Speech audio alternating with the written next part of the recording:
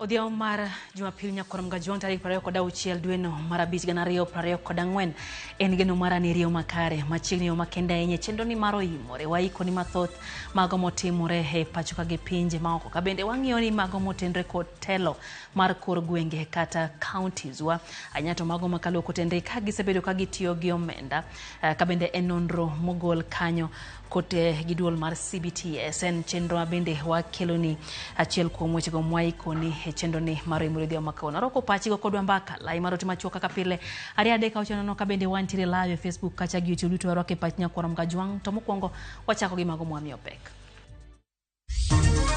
Jatend piny Kenya William Ruto dok ne wuodhe ma piny Amerika ma owacho ni nyocha okawo omenda ma piny ka ipimo gi kadipo ni no kaunde kambi mar Kenya Airways.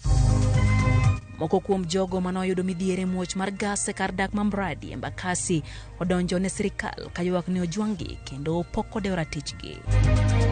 Medruok mar pigni waneno kanyalo hinyowa mang'eny to gi resources ma wanyalo gather as BMU lwetwa ok nyal chopo mondo wakony raia manika matiyo ka. Jo ohala e dhowath ma Uaria mayudre Bondo e County ma Siaya ni koda chiedh nade bang' pi nam nolwe lak ma opongo kuondegi mag timo ohala.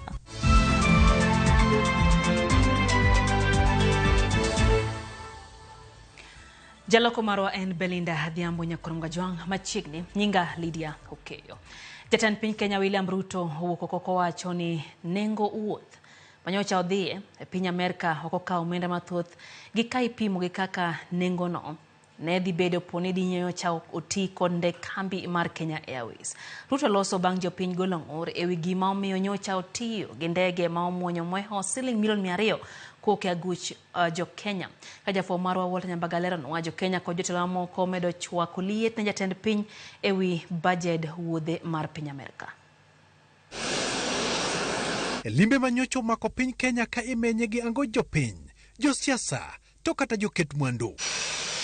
Limbe jatend piny Kenya William Ruto piny Amerika magiko ne to ne orumo kendo duogo pacho ka.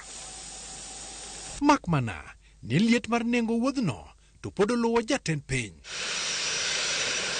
Ng'ur nyocho wuok e gimomiyo Ruto nokodesa ndege kido mar Boeing 737-700 kuwuok e kambi mar Abu Dhabi Best Royal Jet Group e piny Dubai. Ndege no mating'o jowuoth 34 moyangore ni ne nengo ni omuonyo omenda ma ok tin ne milion 200 e dhi Amerika dhi giduogo. Jatend piny koro wuok oko mar chiwo duoko ne jogo ma penjo wach nengo mar ndege no. Ruto kokale mbui mare mar tudruok mar X oyango ni oseluwo ywak ma wuok kuom moko kuom jopiny e wi nengo wuodhe e piny Amerika. Owacho ni kaka jatelo mani opara manyime mar jiwo tiyo makare kod mwandu jopiny en kare mar chiwo ler ne jo Kenya ni nengo wuoth mane otiyo godo ne ni piny kipimo gi poni nyocho idho ndege mar kambi ma pacho ka mar Kenya Airways KQ.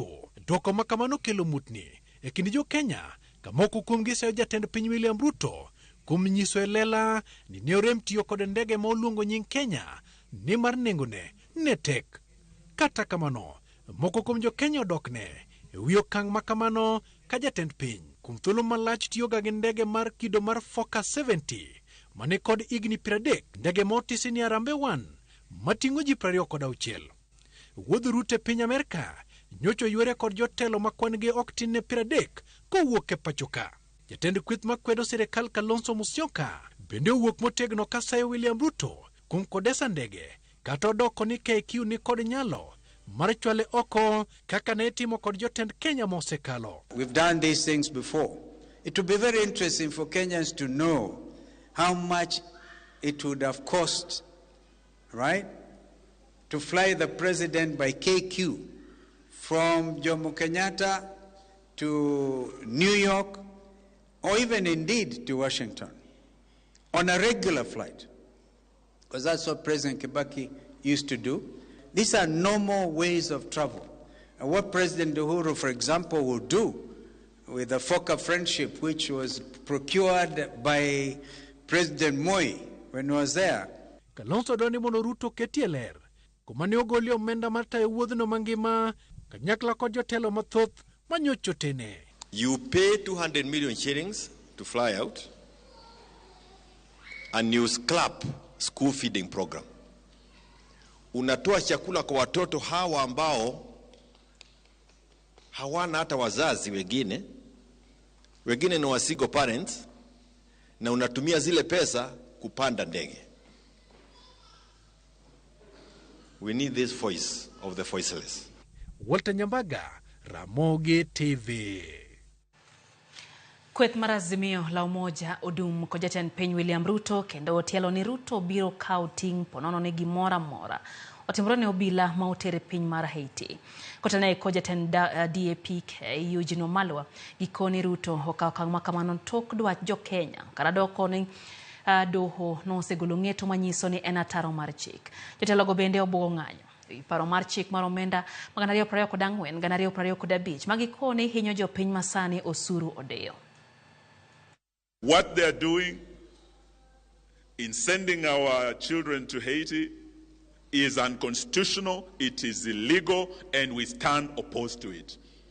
But also when the time comes, when Haiti turns to Mighty, and those children come home in body bags, we will hold you, William Ruto, responsible. What I'm encouraging the National Assembly against this proposed finance bill, which want to make lives of Kenyans harder, is that they stand like those three and reject this bill, which is going to make Kenyans suffer very much. Jalup jatend piny Kenya Rigathi Gachagua koni sirikal ongirore kendo ochung' motegno ma onge pogruok kaka osebedi ka ilieko. Gachagua wacho ni sirikal oketo maine chopo kare singo mage kaka nosingo ne jopiny nolose kinde alama mano okelo kanyakla dinde bura e kar tiegruok ma Madharu e kar chung' od bura ma Keses e kaunti ma Uasin Gishu. Mimi na rais tunafanya kazi nzuri, tunapendana, tunapanga kazi yetu, amenipatia kazi mingi, hata ingine inanishinda, ameniwezesha kuendelea na kazi yangu. Kwa hivyo serikali yetu iko imara, tunaendelea na kazi. Na mimi nitaendelea, nikikaakaa ninarudi, nikikaakaa ninarudi. Kila mtu sasa amekuja kujua ukweli. Rais William Ruto ni kiongozi wa kuaminika, ni kiongozi mzalendo, ni kiongozi wa kuunganisha watu, ni kiongozi hana ukabila, ni kiongozi wa kuchunga watu wake. Kwa mkajuang tok masira mar muoch mar gas kardak mamradi mantiere Embakasi County ma Nairobi ma kuom jodak mano yudo midhiero makamano koro chwalo ng'ure doho kendo donjo ne bede migepe mag piny owacho kuom remiyo gi ratiro margi. Ji auchiel ma ochwalo bura no ka giseyo duol marito alwora manonema. Duol matao chenro mag modhi e pacho ka IPRA kaachiel gi sirikand County ma Nairobi kod Attorney General kuom rem kawo okang' mowinjore mar neno ni ji mano oyudo midhiero oyudo ratechgi. Oboke mar kuong'ruok magichwalo e doho giwacho ni kambi gas mar Maxis Nairobi Energy ne tao chenro magi ataro mar chik kendo gidwaro mondo mi doho ochiw chik mondo mi ochulne kalore karo chulgi kalore gi midhiero mane giyudo. Matimore ka chich ma en wuon kamino Derek Kimathi nerikoso e thuolo gi rambun ma siling 500 bang' ka nomake ewi masirano manokelo tho mar ji ma ok tin ne 10.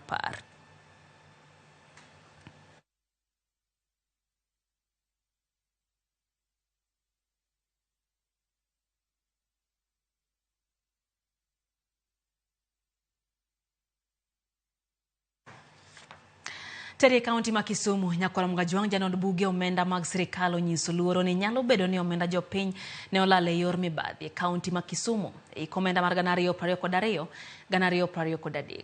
Man kaluore ni kaunti no ne ok nyal chiwo ler duto ewi kaka noti kod omenda ka chudo mag jotich en achiel kuom chenro manonro oyango ne nitiere kod gwenyruok mag omenda ma bende notimo newa. George Bati nitiere kod ler mathoth. E duoko mar nonro mar janono buge omenda mag sirikal ewi kaka kaunti ma Kisumu notiyo kod omenda e hik omenda ma 2022-2023. Janono buge omenda onyiso chich ne nyalo bedo ni nitie kaka omenda ne ogwenyore kaluwore kod chudo buora matend kaunti ma Kisumu ne ok nyal yango e kinde nonro no. Nonro no yango ni e kind milion 177 814,736 manoket ne weche mag wuoth, milion 3,918,909 nochul komiti mag board. Kata kamano onge gima nyiso kaka jokanyo mag board go ni oro kwayo mag chudo ma dho ngere dendo ni impressed. Bendo yangore ni jotich 7 mag kaunti ma Kisumu nochul milion 16, 491,985 mag wuoth ma pacho ka, manyiso ni moro ka moro nong'wel kod milion 2 ka gima omako dho Janon Buge en kaka ne jotijego chul to ne ok ginyono ofis kuom chiegni dweche 7. Janon Buge omenda bende yango ni kaunti ma Kisumu ne ochulo kembe moko 3 milion 6,128,710. Kata kamano onge ler ewi tich mane kembego timo mano miyo chul gi dweny mar omenda marom kamano. E weche rwako welo, e kind milion 111,126,700 manoketi, nonro ofwenyo ni milion 4,800 ne ochul achiel kuom jotije kaunti ma Kisumu, ka penjo en gimomiyo omendago ne ochul jatij kaunti ma ok kambi manotimo tijno. Chudo mag okinde manomino wach e lo kaunti ma Kisumu bende en achiel kuom chenro ma Janon Buge omenda mag sirikal onyiso chich bang' chuo wang'e kaka kaunti ma Kisumu ne tiyo kod omenda iko omenda 2022-2023. E milion 241,138,696 manoketi, nonro oyudo ni milion 44,665 ne otigo. Kata kamano onge ler ewi buche ma pod yalo, omenda modong' ma pok ochul, winjruok kaka nowinjo bed ni chulo kil ka okil manotwerore e buche manomako kaunti. Nonro bende yango chudo mag jotich kaka kama ne inyalo ti godo gi jomibadhi e lodho omenda kowuok e agulu mar jopiny. Nonro koni kopogore kod dwe mar 7 2022 manochul jotich milion 435,316,300. E dwe mar 8 higano, chudo mar jotich nomedore ma ochopo milion 482,499,361, kama nyiso medruok mar milion 47,183,161 e chudo mar jotich. Checho bedo kaluwore ni e kind jotich 1,268 ma Kisumu koni ne gindiko, 230 kende emane oyud ler margi, kama moko maromo 1,038 Janon Buge omenda koni ok nyal yang dachgi. Kata obedo ni riside mag chudo koni ne oti kod bilion 4 milion 374,160,138 e chudo mag jotich. Nonro mag chudo kokalo e bug chudo ma dho ngere dendo ni payroll nyiso ni omenda manotigo ne en bilion 4 milion 633,778 ka penjo en gimomiyo nitie pogruok mar milion 258,847,740. Kata obedo ni tend kaunti ma Kisumu nolero ni milion 232,706,482 ne ochul kokalo e bengi, penjo pod en kama milion 26,141,258 mag jopiny ne odhiye. Goyo lama apaya ma namba Kapiyo kadhi Lolwe mabor mare en kilomita 8 bende chudo mare kelo chich, ka gedo manowinjo bed ni itayo kod NYS e nengo mar milion 221,183,468 kendo tieki dweche 12. Tend kaunti ma Kisumu noduogo golo omenda maromo milion 130,182,628 kendo ma ne oduogo chule iko omenda 2022-2023. Nonro yango ni ma ne otim bang' chudo machielo maromo milion 142,045,982 ka chich nitie ni mibadhi ne nyalo bedo ni okwako chudono, kaluwore ni onge gima nyiso ni kinde mar tieko tijno ne omedi. Kaluwore kod lipod Janon Buge omenda mag sirikal, penjo en ni ang'o mane mono kaunti ma Kisumu chiwo ler madwarore e yanga dir kaka ne gitiyo kod omenda iko omenda 2022-2023 mondo kik oluoro bedi ni omenda mag jopiny ne nyalo bedo nolal e yor ma mibadhi. George Bati, Ramogi TV. Kapod wago mana tache counties Nyakoram Gajwang' higa mag 2023 kaunti ma Baringo otelo e keto ler ewi kaka itiyo gi omenda kod mwandu mag counties kokalo kuom ripode ma iketo e mbui kotenre gi chike mathur kae. Moyangi gi report motis ni the County Budget Transparency Survey CBTS mabende oyango ni ei counties makaluo kaunti ma Homa Bay hemoketo ripode mano kataro mar chike mapacho ka kaunti no golo mana ripode 3 kende ewi ripode 11 ma winjore ochiw gi kaunti ka kaunti kaka chik dwaro. Kaka yor neno ni counties mapacho ka otiyo makare gi omenda kendo otao chenro mageyo makare, chike mapacho ka dwaro mondo mi kaunti ka kaunti okete mbui ler mar kaka itayo chenro mage. Nonro motisi ni the County Budget Transparency Survey CBTS itimo higa ka higa ewi ripodego marango kaka counties ochoko osuru, omenda ma counties otiyo godo, nywako pacho ganda e chenro ma counties, chenro mag dongruok e kin mamoko. E ripod no mar higa mar 2023, Kaunti ma Baringo ema otele chiwo ler ewi kaka osebedi kaitae bang' keto e mbui ripode 10 madwarore kendo mamiyo gi points 69 kapimo gi points 57 mane giyudo e higa mar 2022. Kata kamano, kaunti ma Baringo okochiwo ler kendo okoketa yanga budget mar jopiny motesini citizen budget. Kaunti no bende oketo nonro manok ewi kaka nopodhi omenda mag counties go kapok otigo. Nonro no yango ni kaunti ma Baringo winjore oket ler ewi kaka ipodho omenda mag counties kapok otigodo kendo oketie tim paro ma igolo gi oganda ewi tiyo gi mwandu mag county. E counties makaluo, e higa mar 2023, kaunti ma Siaya ne ochapo ripode 611 ma chik dwaro kama miyo kaunti no points 5.1 ewi 100 ka ipimo gi higa mar 2022 mane giketo ripode 4 kende e mbui machiwo ler ewi kaka itawo chenro mag kaunti no. Kata kamano, kaunti ma Siaya ne oketo ler ewi budget mar jopiny motesini citizen budget ka bende ne oketo ler ewi kaka nochoki kendo otigi omenda mag kaunti no kuom dweche 6 e higa mar 2023. Bende no nyiso ni kaunti ma Siaya okochiwo ler ewi moko kuom jotije mag kaunti no.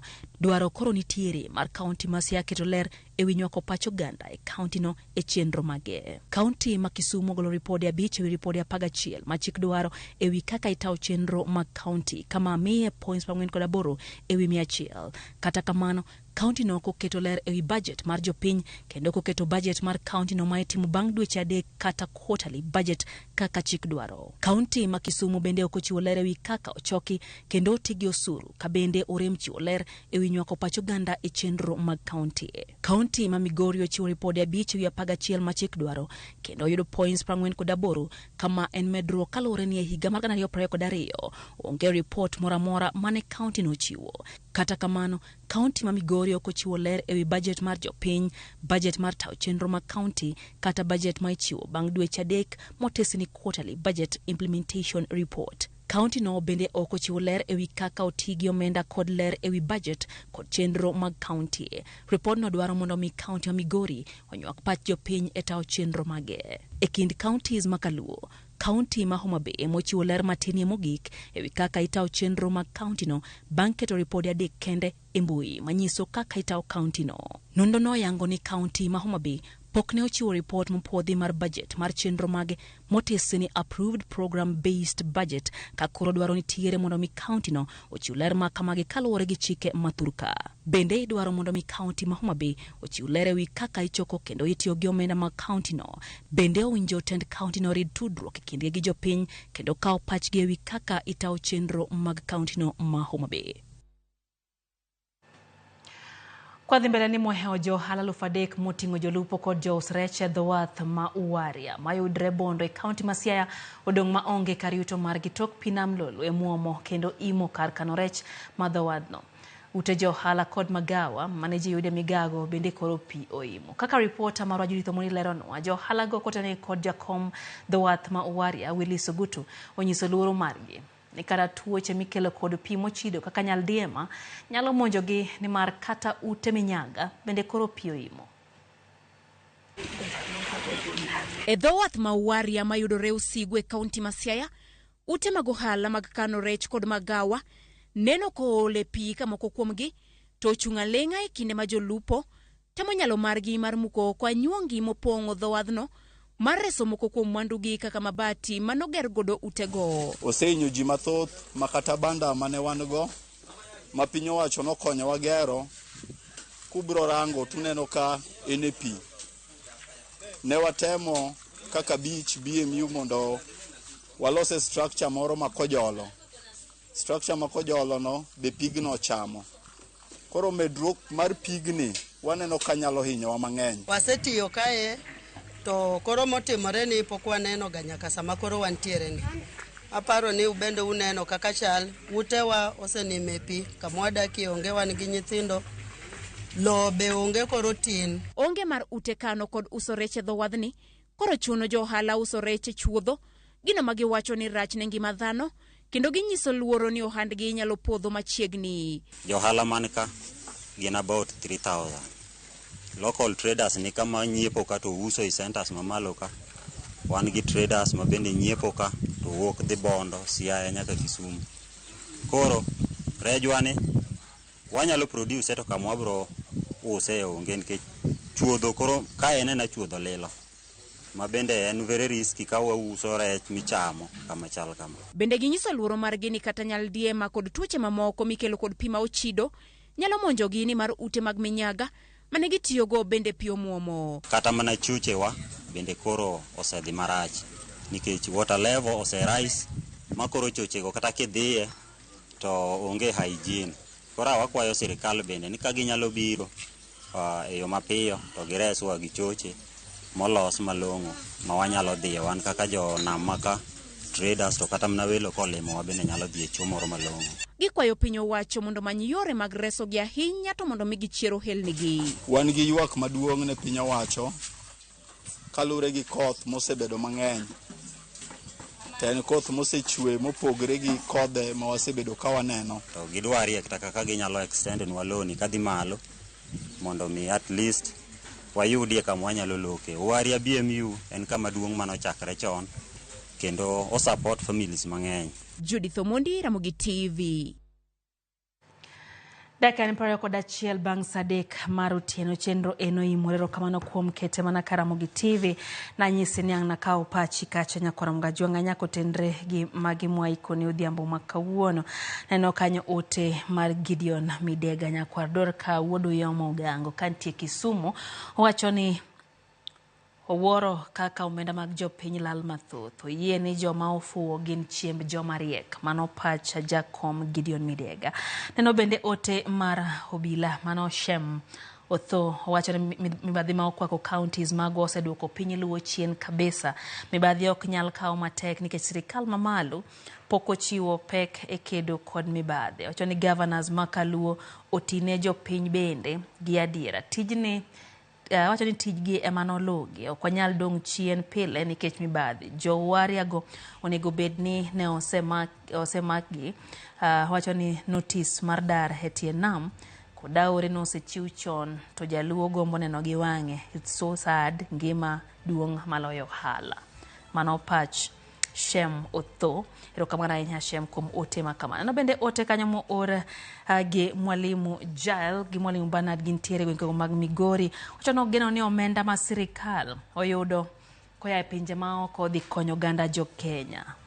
Wechego ahinya to kotende kod limbe ma jatend piny Kenya gwengego mag America. Kaito bende Pastor Juma Orundu wacho ni osechopo e chenro kendo umora ahinya gi chenro ni winjo weche manyien yo makare. No Vincent Kajomo Vincent wacho kacha ni entiere kumoro ni North Nyakach Ward e Nyakach Sub County wacho ni jatend piny otiyo gi $2 million kata kamano wantiere kod dwaro mondo mi losnwa River Nyando kod Awach. Owacho ni waol gi pi masik olore kuom oganda higa ka higa kendo pile ka pile. Owacho ni en gino mabende koro sirikal owinjo bed ni kete giko. DLE opong' wacho ni entie gogo kanyamkago moranya gi chenro. Nicholas Odero kantie Awendo Migori County wacho ni Ruto oktigi ke jo Kenya maber ahinya. Erika Wache wacho ni entiere Kabwoch Karading School kaito wacho kanyo ni gin gi mama gi Jane aino bende Abuya Josephine wacho ni gin kanyo gi baba gi Abuya Jakoyo gi mano jakom mar Achuodho Beach mora ahinya gi chenro. Just no diambane ni kacha in bende kaito ote mo or gi Uchieng Wodahero wacho ni entie Naivasha kata kamano wacho ni en wuoth mar okombe makero siko mane pinje maoko jo Kenya to pitero kendo nitiere kod kech wacho ni owuoro ahinya. Dominic Amula Chacha mano jakosuko mantie kwa Bwai wacho ni weche gichopo ne sani entiere kamano ni Bokole Mombasa County. Journalist Ongicho aneni kacha entie Eldoret Town kaito Elder Felix Kere bende wacho ni owinjo wa loud and clear kendo kete mana Karamogi TV mor gi weche gi Lamex Aguta kantie Sindo Mwale rokamano kuom ote mari bende aneno kanyo ote mar Jalamo Japolo owacho ni osemolo bang'e ya kanisa mar Africa Rome Musalaba Church manie piny ngima wacho ni en jadolo kanyo motegno. Aneno kanyo ote mo or kanyo gi Madam Vida mar Nyalkinyi Primary School wacho ni entie kodwa kachiel gi Pastor Elizabeth mar Bongo Glow Church kachiel gi Pastor George mar Od Jesus Fellowship wagoro kamano kuom Karamogi TV wacho ni gimora ahinya gi chenro manyien. Chenro ni weche go manyien mar oimore kaito bende wacho kanyo ni gigoyo mos ne jogo mabende owito ngima gi bende koro dwaro ratiro margi kotenre gi masira mar Embakasi. Otis Nyakura Nyawade nisani entie sindo mwalo kaito wacho kacho ni gin gi engineer Simon Gor kaachiel gi jopeng te manja Nyabono main stage ging'iyo mana ramo gi TV sege. Pastor Michael Odenyo kantie Kitengela erokamano kuom ote mari na eno kanyo ote mano mo ora gi Ayany Ben Bella kantie Nyandemra Kwabwai kaito Samuel Oyugi to wacho ni jatelo doka oferi dwe mokalo kodhigo US kata mana Amerika kaito wacho ni dochopo na maber kendo dokano pesa modhuro kar juogo jo Kenya kendo medo VAT ewi mkati. Aya, aono Eric wacho ni entie kamone lichota Migorio mor gi chenro eno Jona Pidi wacho no imore entie Komarok kendo wacho ni jima witonge magi ajali pile kapilo mako dhoge kendo mako chunye Nyasaye mondo par joge. Alan Tindi mano wuod Kanyada Nyal Kinyi entie Mbita wacho no mora ahinya gi weche gi manyien kenkanyo gi Sophie Matuku Benta Bentos gi Steven Oyando Florence Mambo bende ntiere kacha kod gi wacho ni gimora ahinya gi cheno Nyakoro mga juang wayo matin ma eno imore kikini bor pura duo kod mathoth chendo ne Maindra Mogi TV.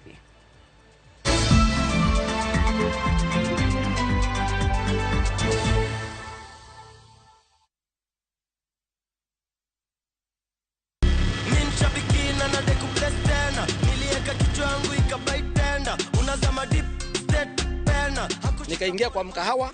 Mimi kichwa yangu akili zangu zote ilikuwa kwa nyama choma. So si kuona bado ina run. Vile nilienda tu kukaa chini na nikaona nikarudi kwa simu nikapata bado ina run. Nilistuka sana na nikakaa shout immediately. Vile niliona hivyo hata nyama nilikuwa nimependa nilijaribu kutafuna iko ngumu sana. Si kukula tena hiyo nyama. Mimi ni mkulima na niko na projects. So ni kuendeleza tu ukulima yangu na projects zangu. Ukichukulia ikuwe ni rahisi na ujue vile mtakaa na captain mcheze mzuri utaielewa. Lakini with the time the more unacheza the more unapata experience na unajua jinsi ya kuicheza. Aviator ya Shabiki.com inakupa the biggest multiplier in Kenya. Shinda up to 50,000 times your stake. Yani ukiweka stake ya 100 bob, ndege ipeperuke, unashinda 5 million within seconds. Na ndege pia ikifly away, Shabiki.com inakupatia 5% refund ya stake yako kila siku. Usikubali kulose. Changamkia Aviator on Shabiki.com. Not for persons under the age of 18. Shabiki.com is authorized and regulated by BCLB license number 587. Kai paro ni in kod peke wi chal mar ngima mar paro mari. En gima kare kendo mowinjore kai neno laktar. En gima kare mondo yaw chunyi ilos kod ng'ato ka ngima bedo ni matek. Malingling mag ng'eyo e wi ngima mar paro. Okelni kod Royal Media Services. We care.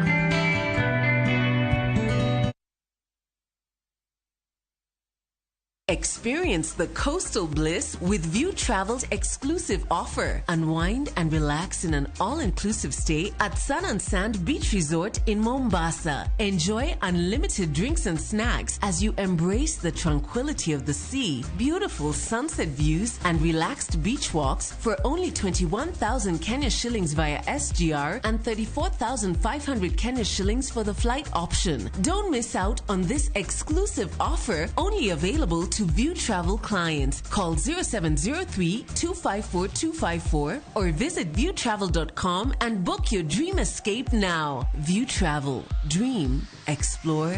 Discover.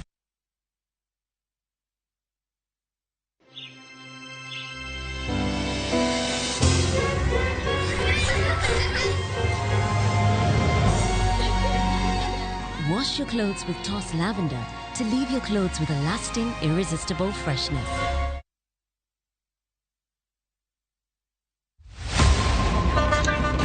Tuanze kulipa kadi sasa, na kadi ni cashless. Umesema tunaweka pale? Na kwa ile namba. Mimi niko na cash. Nisaidie hiyo do na namba yako ya simu. Na kusoti. Ka in jawuoth mar matatu e safar machiegni kata mabor, non kendo yang ni chulo fare mari kokalo e yor mbui. Non ane ka yudo risit mari e simbi. Ka masira ojuki kendo idwaro ni ochuli gi kambi mar okumba, risit mari kata digital receipt e neno mari ma ibiro golo. Ka in wuon matatu, dwarore kokalo kuom okumba mari mondo ibed gi yore mag chudo kokalo e lony manyasani mondo matatu mari oyud okumba. Mambo ni digital. Tudri gi jal ma uso okumba mondo ing'e mathoth.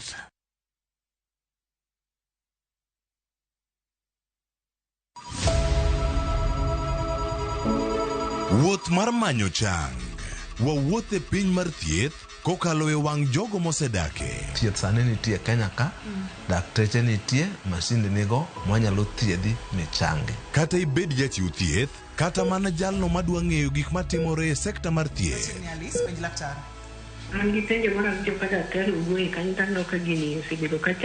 Wakolo pat jolony ka wayudo sigana tok kode marochere. Waweuru keto reputation mbele ne ngima mar ng'ato. Ng'eyo matut e weche mag thieth chako gi goyo mbaka. Advice jowani ne uru penj laktar mondo ing'e kumi nyalo konyorie kapok iyumba yumba. Penj laktar.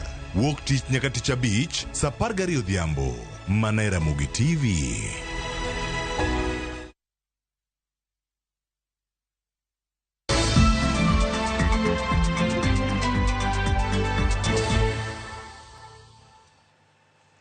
Machiegni kendo nyakwar mgajwang' chenro eno imore wadhi mbele gi weche manyien. Anyuola 4 e gwenge Mabarut kod Mwariki mayudre kaunti ma Nakuru koro ywago ratiro ka giwacho ni apisas mag rito lee mag bunge KWS e nam ma Nakuru nomuojo bunde kendo hinyo jopuonjre moko 4. Masira ma kamano ne ojuko jopuonjrego e kinde manyo gidhi lupe nam.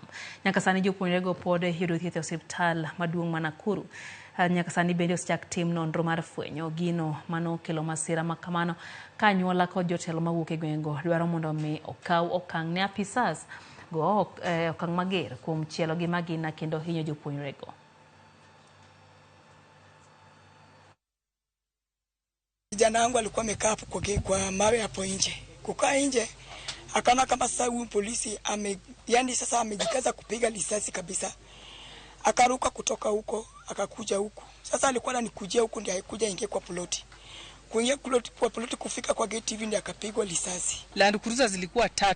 Wanapiga hivi live mpaka nikajificha sikufika na hapa. Wakipindua magari wakienda mbio, mimi kukuja nakuta vijana wako hapo nje. 4 wamelala.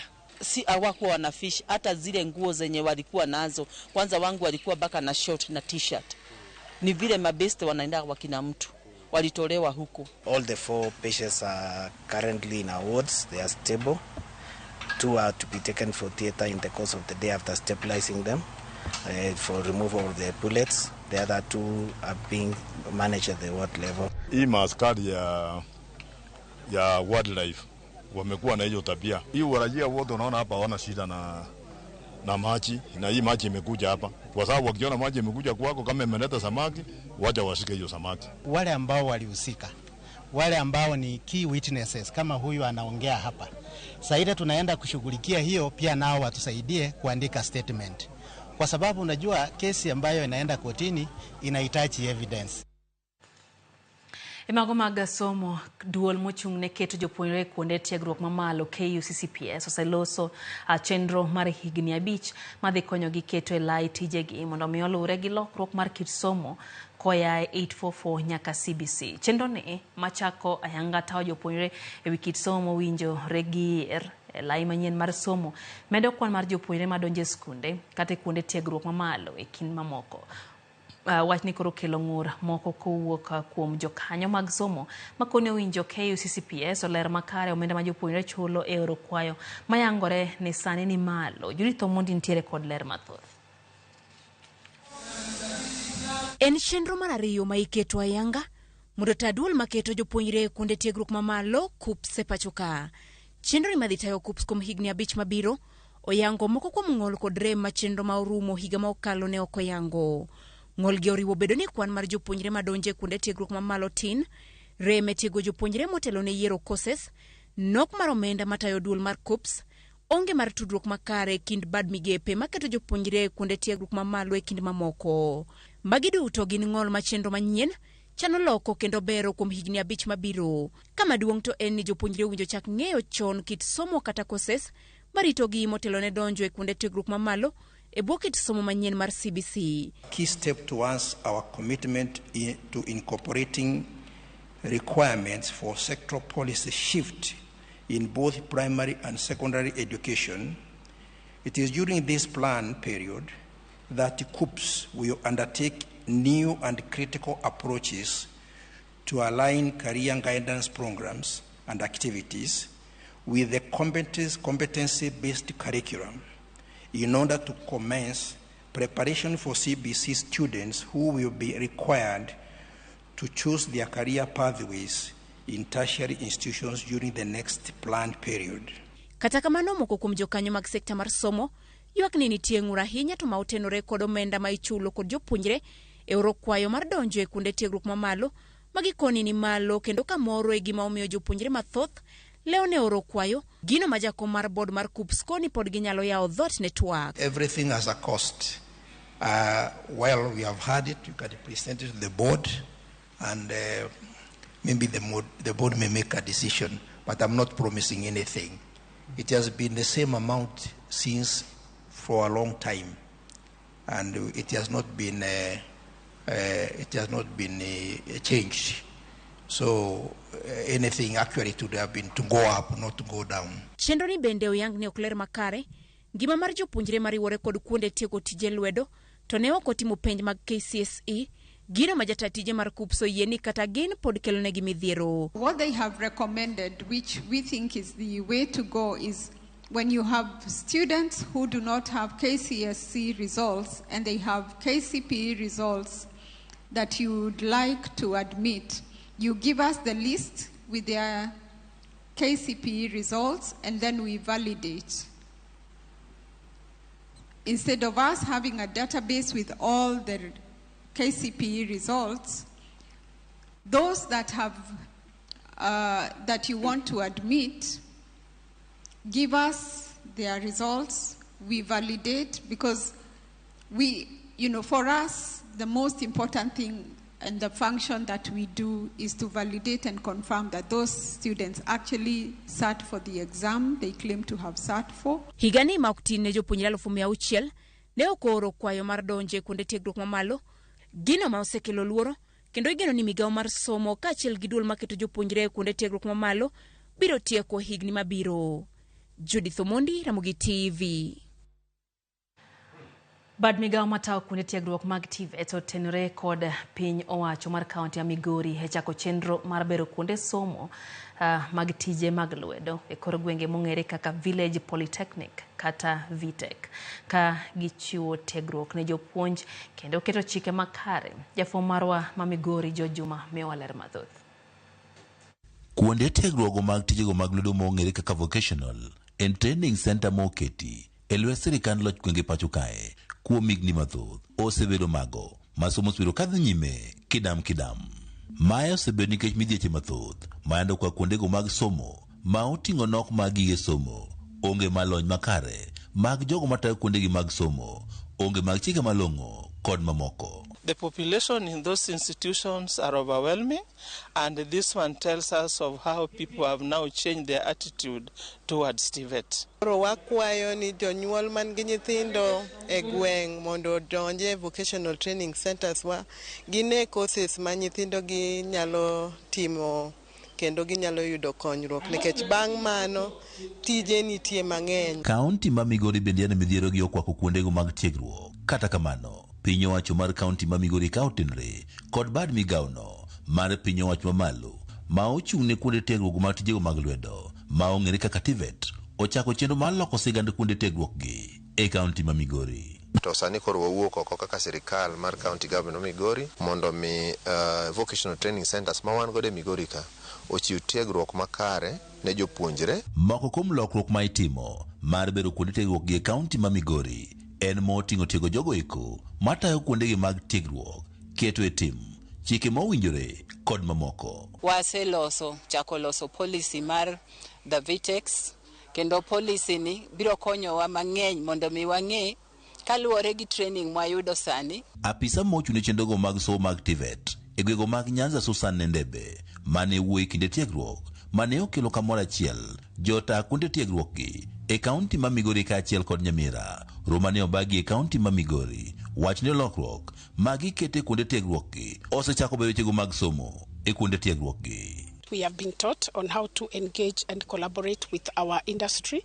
So when we go back, we are going to ensure that we collaborate and prepare agreements to ensure that our learners can have a practical time, do practicums in the industry so that it is easy to absorb them and that will help in the job market. Juma manyokalo ni county government ma Migori nyoro bursaries maderom $34 e vocational training centers mantie Migori ka mondo nyithindwa ma owuok e ward 40 gi oyud kaka somo kendo donje tiegruok mawacho.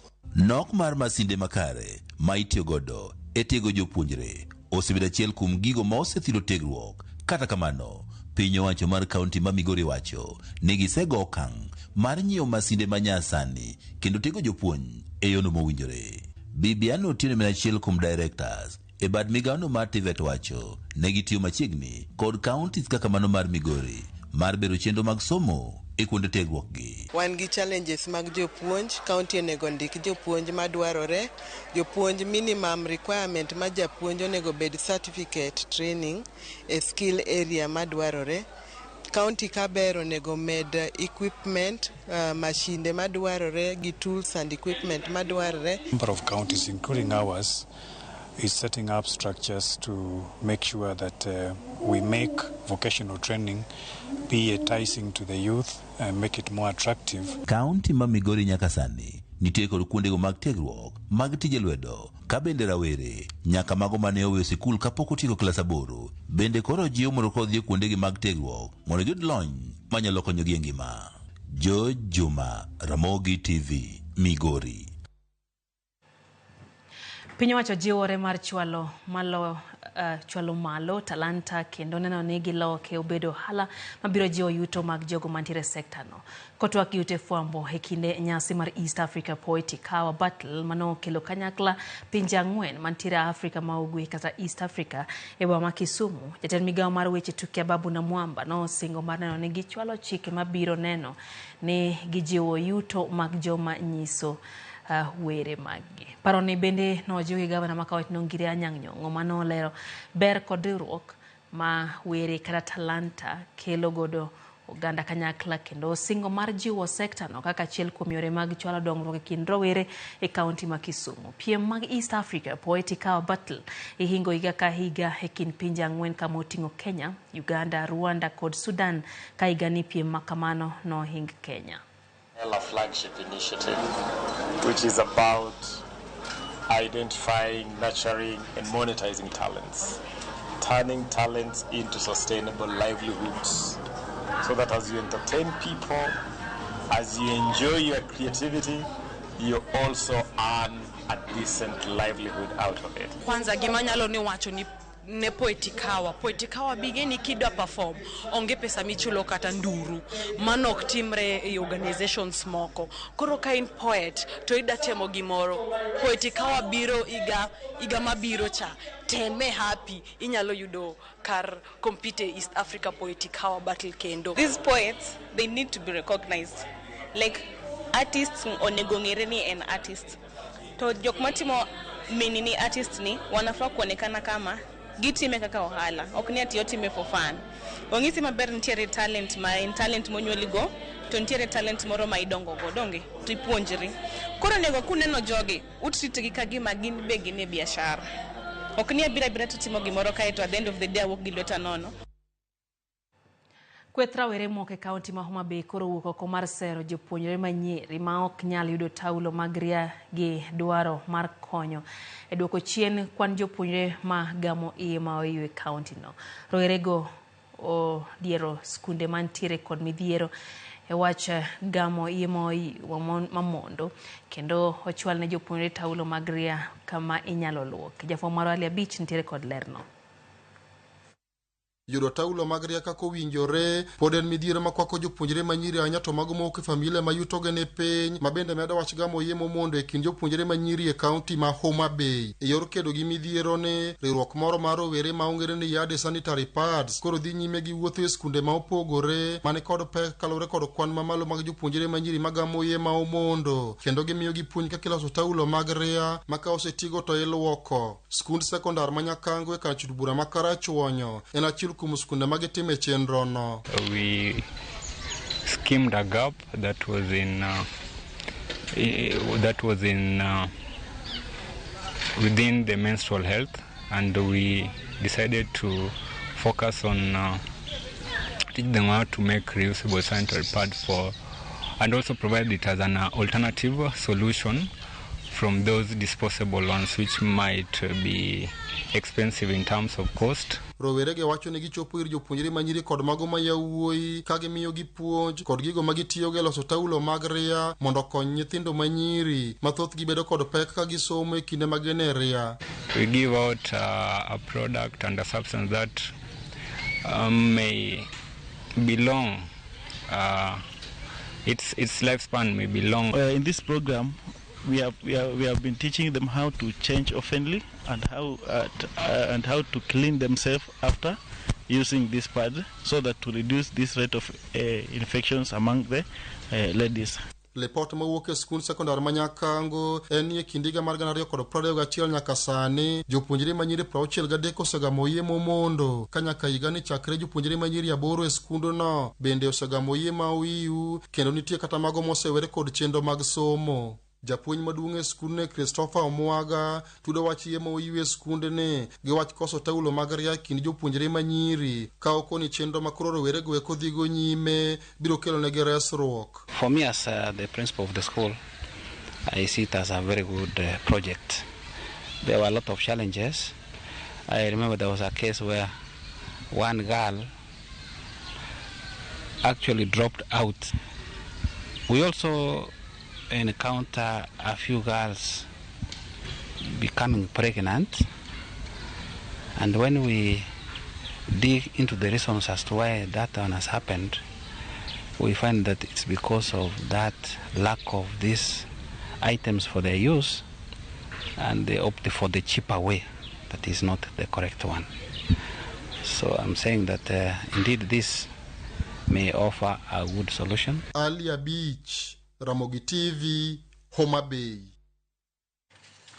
Josiasa kaachiel gi duond od buche e piny mar Afrika milambo notieko manyo mbule tielo mogik kapok yiero ma itime piny ochakore ayanga chieng' tich adek mabiro. Jatend pinyno Cyril Ramaphosa notimo kampen mare mogik e boma ma Johannesburg kano ochiwo singo mar medo tije ne Jo-Afrika milambo kaachiel gi jiwo weche mag piny owacho ma bende nolero ni biro rango weche mag uchumi moidho.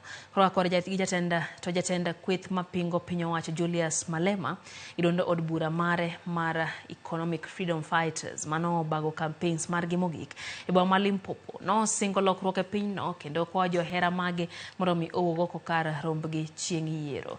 Yiero mar Afrika milambo biro timore chieng' tich adek ka paro mar ombulu pinyno lieko ni duond bura mar African National Congress Party nyalo wito jo od bura mathoth e thuolo mokwongo kuom higni 30.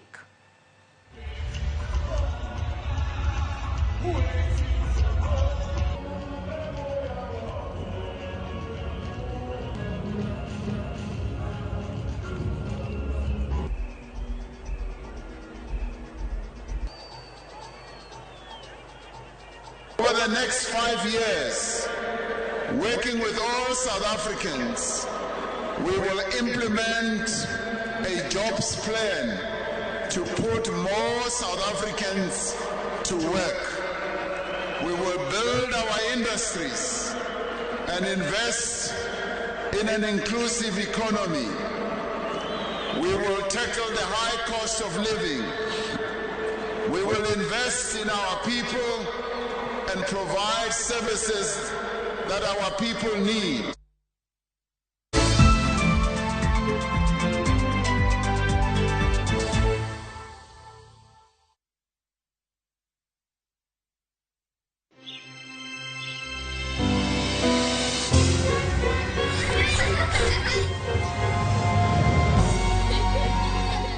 Wash your clothes with Toss Lavender to leave your clothes with a lasting, irresistible freshness.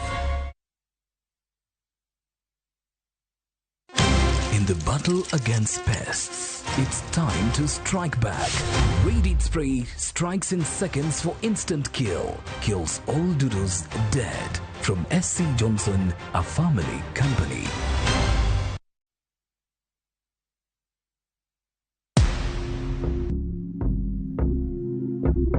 Kwa majina naitwa Oscar Omondi, mimi ni engineer wa kutengeneza magari. Shabiki nilisikia katika radio na pia kwa mtandao wa kijamii. Niliposikia shindano ya jackpot niliamua kwanza. Nimekuwa nikipata 9, saa zingine 10, lakini huwa sikufi moyo. Kwa bahati mzuri nikapigiwa simu kwamba mimi ni mshindi wa bonus. Mara ya kwanza sikuamini, venye nilielezewa, niliambiana mpaka nione message ndio nitaamini. Naweza ambia kila mtu hapo nje, marafiki wangu popote walipo, wacheze Shabiki, watakuwa washindi. Shabiki Super Jackpot, ni time yako. Minadai wote twende hivi. Not for persons under the age of 18. Shabiki.com is authorized and regulated by BCLB license number 587.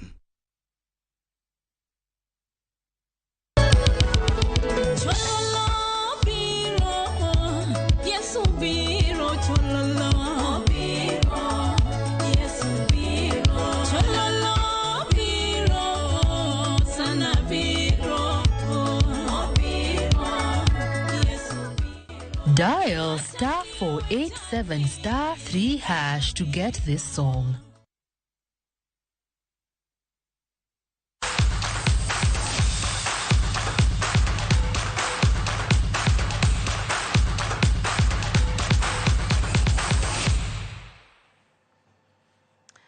About tuke news finals tuke mag FKF Cup ekind club mar Police FC gi FC Leopards no chungi kodong daika pradek to tugorumo bang jalop Jakodh Firimbi achiel bakidi heseche mane tugono dhi nyime. Kumachielo club mar KCB no ngado tiko mar finals bang loyo club mar Kariobangi Sharks gonde 4-2 okale opija choma bang tugono ruma modhi gol achiel kuom achiel.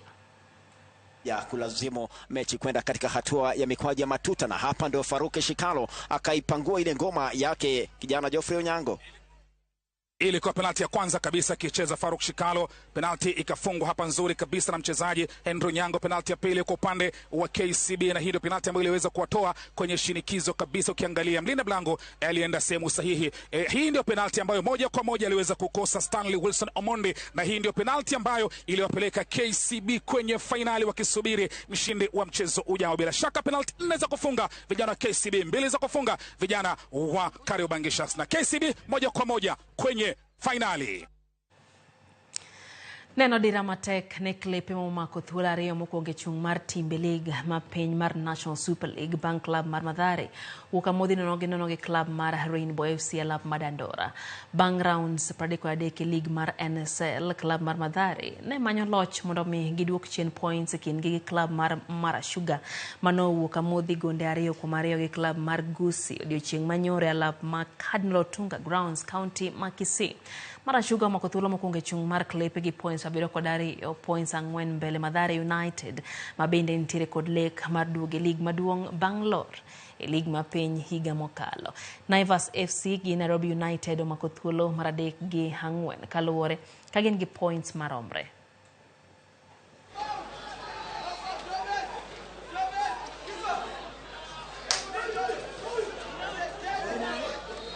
Game kwa poa. Although kuna wizi imeendelea, nafikiri mmekuwa hapa mmeiona.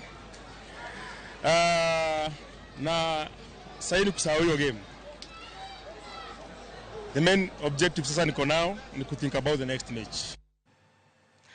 Kwa mga team mar Menengai Cream Cheetahs nolo kumbe margi maradek bang mag tuke rugby Montesini Rugby Super Series bang lo team mar KCB Lions points 18 kwa pare finals mano bagi lap ma RFUEA grounds. Opich achoma ariyo kowuok kuom jatugo Quinto Ongo kaachiel gi opich achoma achiel kowuok kuom jatugo Levi Amunga matugo ne tim mar KCB Lions nokelo Cheetahs mbele points 6-3 kapok jotugo dhi e yueyo. Tim mar Lions nochako tugo maber bang' jotugo wuok e yueyo bang' jatugo Given Sodur noloyo negi try mokwongo kapok Emmanuel Opondo loyo opich achoma. Felix Odhiambo noloyo kowuok e kona manomiyo tim mar Cheetahs bedo mbele points 11-10. Ibrahim Ayo noloyo try mar ariyo ne tim mar Cheetahs kapok Abukuse medo points 2 manomiyo gi loch. Tim mar Kabra Sugar Buffaloes notieke thuolo mar adek ka tim mar Fiber Mobile Rhinos notieke thuolo mogik.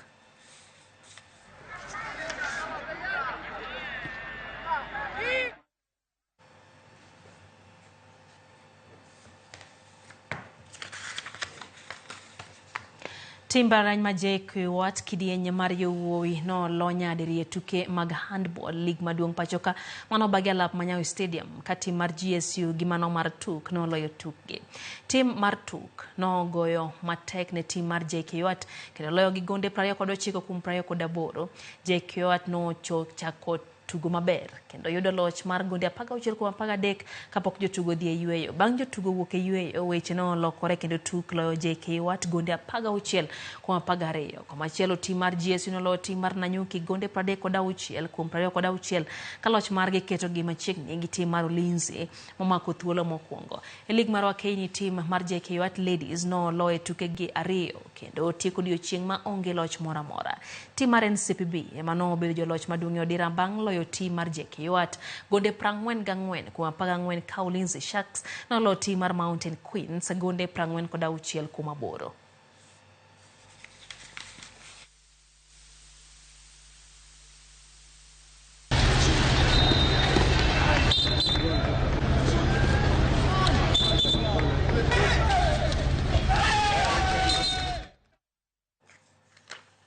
George King Onyango noloyo Junju Power mawuok e piny mar Uganda kendo ng'ado tiko mar finals e tuke adhong mag 4-man welterweight boxing tournament. Onyango ma en jahigni 26 no kaso Power gi adhong kendo thiche oke round mar 5 bang' jatugo no mawuok e piny mar Uganda ting'o bade. Loch mar Onyango en mano mar 10 e tuke ma osetugo kendo biro rakore gi jatugo mawuok e piny mar Uganda Isaac Isebufu e finals mibiro bagi dwe mar 8 higani.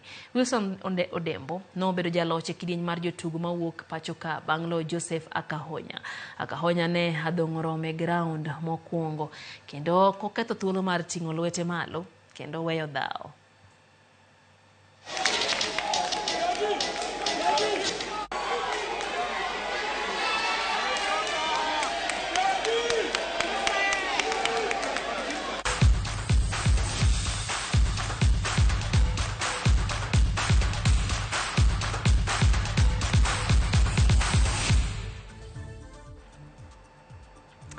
Koramgaji wange kanye mwatieke chenro maro imore erokamano kuom kete mana kara mogitive no kondaka dek kenero msangwen maro tieno eno ka Faith Mzomo kantiere gwengo wa Malindi.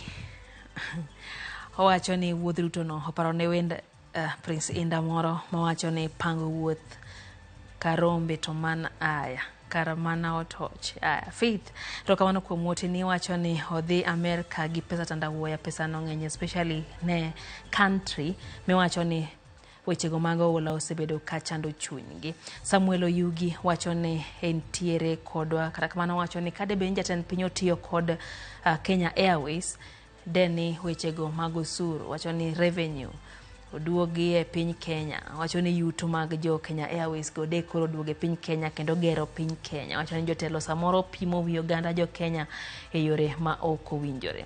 Neno bende ote kanyo moora gi Makakumu Junior entie Kirindo Kas Gungambita.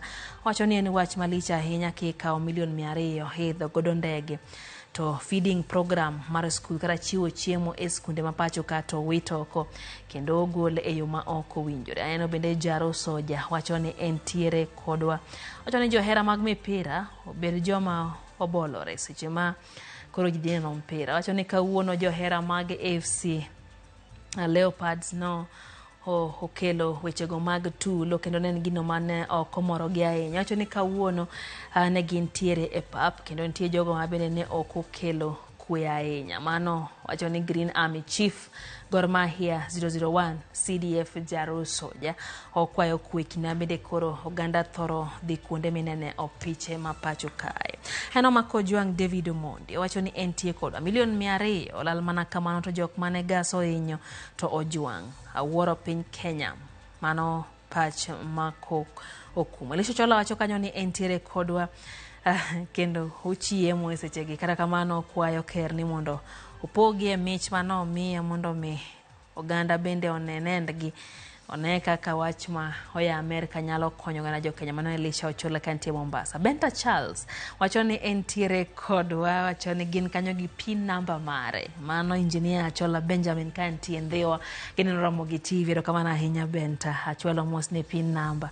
Samuel Oyugi wacho kacha ni intiere kodwa e chenro. Ruth Nyathi Ochieng wacho kanyo ni Ramogi TV chopo ne umoja eyo makare. Lady Moja kantiere umoja Nairobi inbe aneni kacha kaito eno bende ote mar Okoth Onjiko Jaunga. Okoth wacho kacho ni Ramogi TV chopo ne unga eyo makare gin kanyo gi jaode mungere kaka Lucy Okoth be eno ote mar Ronald Yambo Jandhewa. Ronald wacho kanyo ni entie kodwa kawe ya Nyamira National Polytechnic, entie kanyo gi Anyal Joshua Okangi, Sama Kusore Frederick George kachiel gi Elizabeth. Nyakora mga Juang nikech sa ano kanyo koromo sa ngwene wange to nitie chenro mabiro ni omiyo yien nalore kanyo wasebedo gi jaloko marwa Belinda Adiambo. Nyinga Lydia Fukeyo. Oriti masana.